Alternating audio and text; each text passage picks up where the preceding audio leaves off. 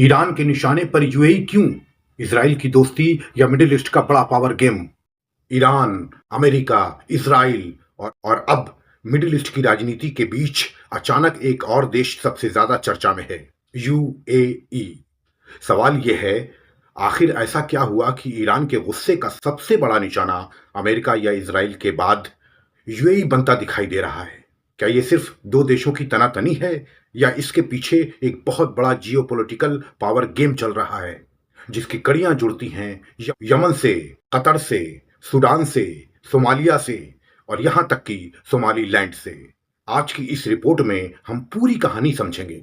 Abraham accord, Israel और UAE की नई दोस्ती।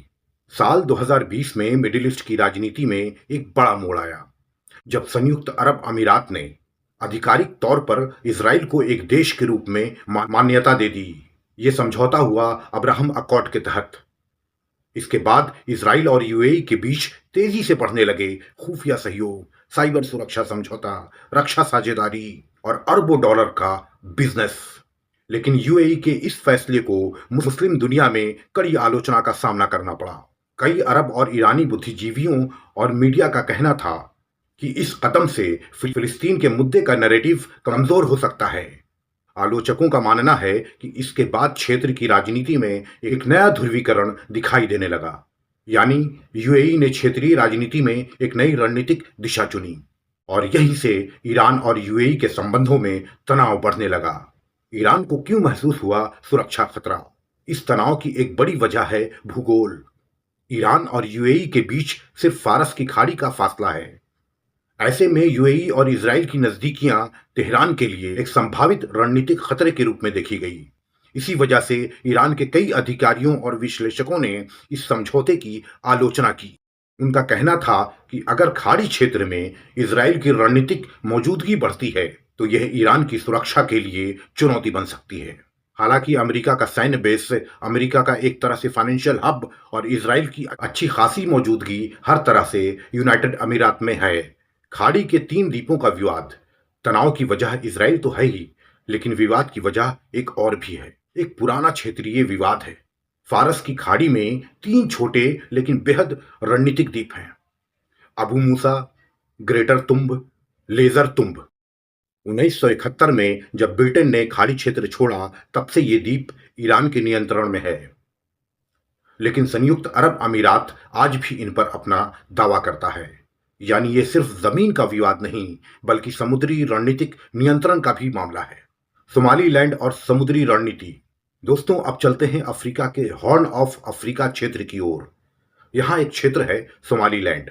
ये स्थान लाल सागर और हिंद महासागर के बीच एक बेहद रणनीतिक लोकेशन पर स्थित है। यूएई की कंपनी डीपी वर्ल्ड यहाँ बंदरगाह परियोजनाओं में निवेश कर चुकी है। कुछ क्षेत्रीय विशेषज्ञों का मानना है कि यह सिर्फ व्यापारिक निवेश नहीं बल्कि समुद्री व्यापार मार्गों पर रणनीतिक प्रभाव बढ़ाने की कोशिश भी हो सकती है, क्योंकि सबसे पहले और तुरंत सोमालीलैंड को इसराइल ने मान्यता दे दी और मुस्लिम वर्ल्ड इससे भी अच्छा खासा नाराज हुआ और यूएई सवालों के घेरे में आया।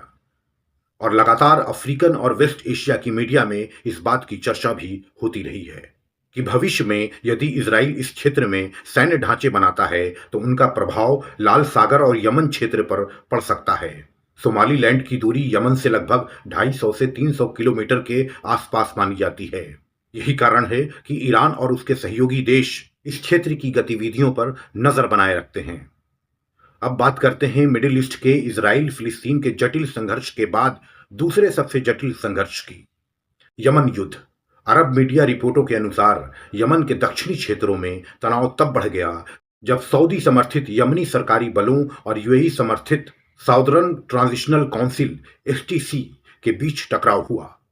कुछ रिपोर्टों में यह भी कहा गया कि मुकल्ला बंदरगाह के पास हथियारों की एक खेप को निशाना बनाया गया जिसे सऊदी पक्ष यूएई समर्थित लड़ाकों से जोड़कर देख रहा था। इसके बाद मैदानी जंग में तनाव और बढ़ गया। Israel angle. कुछ अरब मीडिया विश्लेषणों में एक और पहलू सामने आता रहा है, यमन का हुथी आंदोलन। गाजा युद्ध के दौरान इसराइल और अमेरिका के जहाजों को लाल सागर में बड़े स्तर पर निशाना बना चुका है। इस वजह से यमन का युद्ध अब सिर्फ स्थानीय संघर्ष नहीं माना जाता। कई विश्लेषकों का मानना है कि यह संघर्ष धीरे धीरे एक बड़े क्षेत्रीय टकराव में बदल चुका है, जहां एक तरफ ईरान से जुड़े समूह दिखाई देते हैं तो दूसरी तरफ इजराइल और उसके क्षेत्रीय सहयोगी। इसी संदर्भ में हमेशा यूएई पर यह आरोप भी लगाया जाता रहा है कि वो क्षेत्र में इजराइल के रणनीतिक हितों को अप्रत्यक्ष रूप से समर्थन दे रहा है। कतर, सूडान और सोमालिया का समीकरण क्षेत्रीय राजनीति में कतर और यूएई के संबंध भी कई बार तनावपूर्ण रहे। कुछ मीडिया रिपोर्टों में जासूसी और प्रभाव अभियान जैसे आरोपों की चर्चा भी होती रही है, क्योंकि हमास की पॉलिटिकल लीडरशिप कतर में ही रहती है। इसी तरह सूडान और सोमालिया जैसे क्षेत्रों में भी बाहरी शक्तियों के प्रभाव को लेकर बहस होती रही है। इसी तरह सूडान यूएई के रास्ते पर चलते हुए 2020 में अब्राहम अकॉर्ड के तहत इजराइल को एक देश की मान्यता दे दी थी, लेकिन 2023 के गृह युद्ध के बाद तस्वीर तेजी से बदली है। अब कई सूडानी गुटों और सत्ताधड़ों का झुकाव ईरान की ओर बढ़ता दिख रहा है, खासकर सैन्य सहयोग के कारण। दूसरी तरफ यूनाइटेड अरब अमीरात्स पर आरोप है कि वो रैपिड सपोर्ट फोर्स यानी आरएसएफ को पैसा, हथियार और लॉजिस्टिक सपोर्ट दे रहा है। विश्लेषकों के मुताबिक यूएई की ये भूमिका अप्रत्यक्ष रूप से इजराइल के रणनीतिक हितों को मजबूती देने के रूप में भी देखी जाती है।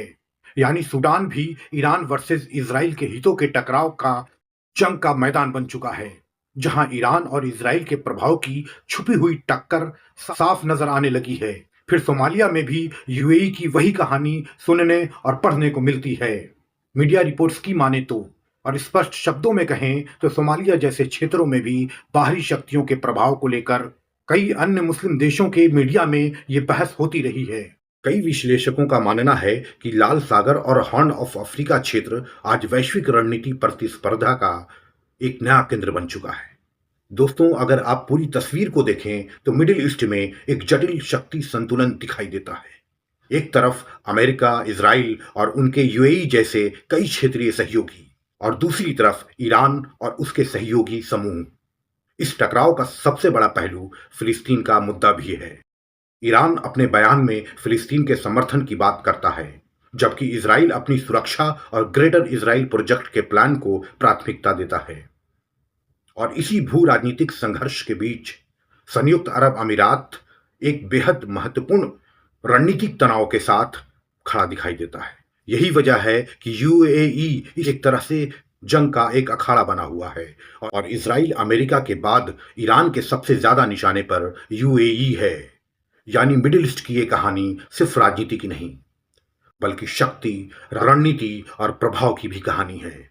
क्योंकि मिडिल ईस्ट की राजनीति में जो दिखता है, कहानी अक्सर उससे कहीं ज्यादा गहरी होती है। आप क्या सोचते हैं? क्या यूएई वाकई इस संघर्ष का केंद्र बन रहा है, या ये सिर्फ बड़ी शक्तियों की रणनीति का हिस्सा है? आप अपनी राय कमेंट में जरूर लिखिए। अगर आपको ये विश्लेषण पसंद आया हो तो वीडियो को लाइक करें, शेयर करें और अथर वर्ल्ड अफेयर्स को सब्सक्राइब जरूर करें, क्योंकि यहाँ हम सिर्फ खबर नहीं, खबर के पीछे की पूरी कहानी बताते हैं।